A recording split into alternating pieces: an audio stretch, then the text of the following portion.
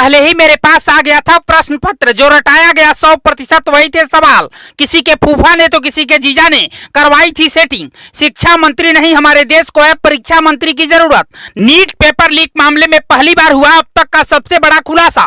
पटना के guest house का कमरा नंबर 404 जहां लाखों बच्चों के भविष्य के साथ हुआ खिलवाड़। मंत्री के इशारे पर लीक हुआ नीट का पेपर।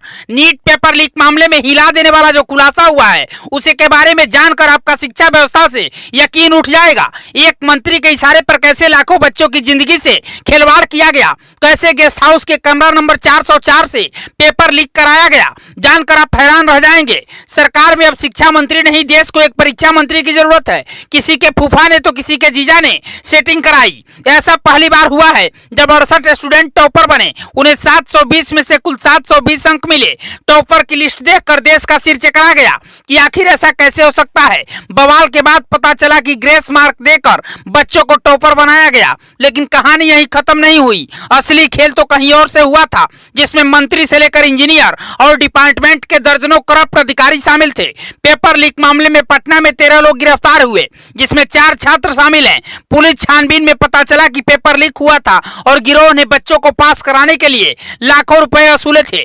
पटना के पंचमहल में छात्रों से लाखों रुपए वसूले गए और गिरोह ने सही जवाब भरकर आंसर शीट जमा कराया। एक कैंडिडेट से 30 से 32 लाख रुपए लिए गए। वहीं उन्हें रखने के लिए सरकारी गेस्ट हाउस का इस्तेमाल भी किया गया। बिहार पुलिस की जांच में पता चला है कि इस कांड के पीछे जो गिरोह सक्रिय था उसने इन अभ्यर्थियों को रुकवाने के लिए पटना में NHI के गेस्ट हाउस में बुकिंग की। छात्रों से लाखों रुपए लेने के बाद उन्हें परीक्षा से एक दिन पहले प्रश्न पत्र दिए गए और उन्हें रटवाया गया। ये सारा खेल NHI के गेस्ट हाउस के कमरा नंबर 404 से गिरफ्तारी के बाद कबूलनामे में अनुराग नाम के एक अभ्यर्थी ने माना है। अनुराग ने अपने कबूलनामे में बताया है कि परीक्षा से पहले जो प्रश्न पत्र दिया गया वही सवाल अगले दिन परीक्षा में भी पूछे गए। पुलिस के अनुसार इस मामले के मास्टरमाइंड सिकंदर ने अपने साले की पत्नी रीना यादव और रीना के बेटे अनुराग यादव समेत कुल अन्य अपराधियों को NHI के गेस्ट हाउस में रुकवाया था और वहीं पर प्रश्न पत्र रटवाया गया। सबसे पहले आपको बताते हैं कि प्रश्न पत्र परीक्षा हॉल तक कैसे पहुंचता है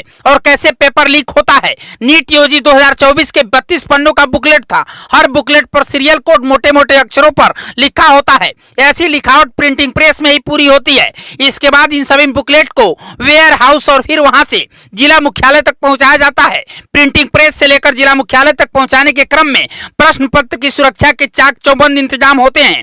परीक्षा वाले दिन की सुबह जिला मुख्यालय से परीक्षा केंद्रों पर इन प्रश्न पत्रों को पहुंचाया जाता है।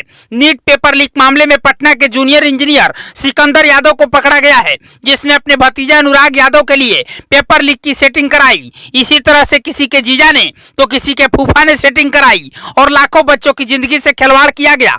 पटना से पकड़े गए आरोपी छात्र अनुराग ने कबूल करते हुए बताया है कि परीक्षा की तैयारी कोटा में एलन कोचिंग सेंटर में रहकर करता था। उनके फूफा सिकंदर यादव नगर परिषद दानापुर में इंजीनियर के पद पर कार्यरत हैं। उन्होंने कहा कि कोटा से वापस आ जाओ, परीक्षा की सेटिंग हो चुकी है। कोटा से वापस आने के बाद उनके फूफा ने यानी सिकंदर यादव ने 4 मई 2024 की रात्रि में अमित आनंद नीतीश कुमार नाम के शख्स के पास भेज दिया जहां पर नीट की परीक्षा का प्रश्न पत्र और उत्तर पुस्तिका दी गई। रात्रि में पढ़ाया गया और रटवाया गया। अगले दिन परीक्षा देने के लिए जब वो गया तो प्रश्न पत्र रटा था हूबहू वही प्रश्न पत्र परीक्षा में भी मिला और उसने सारे आंसर लिख दिए। नीट परीक्षा की धांधली में पुलिस को एक मंत्री से भी तार जुड़े मिले हैं जिसने सरकारी गेस्ट हाउस का इंतजाम कराया। पुलिस ने फिलहाल मंत्री का नाम बताने से इनकार कर दिया है। पूरे सबूत मिलने के बाद जल्द ही उसकी तस्वीर भी अखबार के फ्रंट पेज पर छपेगी। लेकिन जिस तरह से पिछले कुछ सालों से पेपर लीक के मामले सामने आ रहे हैं ऐसा लग रहा है कि हमारे देश में अब शिक्षा मंत्री नहीं बल्कि एक परीक्षा मंत्री बनाने की जरूरत है, क्योंकि धांधली करने वालों की वजह से अपनी काबिलियत और मेहनत से पढ़ाई करने वालों की जिंदगी से खिलवाड़ हो रहा है। वैसे पेपर लीक कराने वाले आरोपियों पर कैसी कार्रवाई होनी चाहिए, आप अपनी राय हमें कमेंट बॉक्स में लिख कर दीजिएगा और खबर को शेयर कीजिएगा। ब्यूरो रिपोर्ट पूर्वांचल समाचार।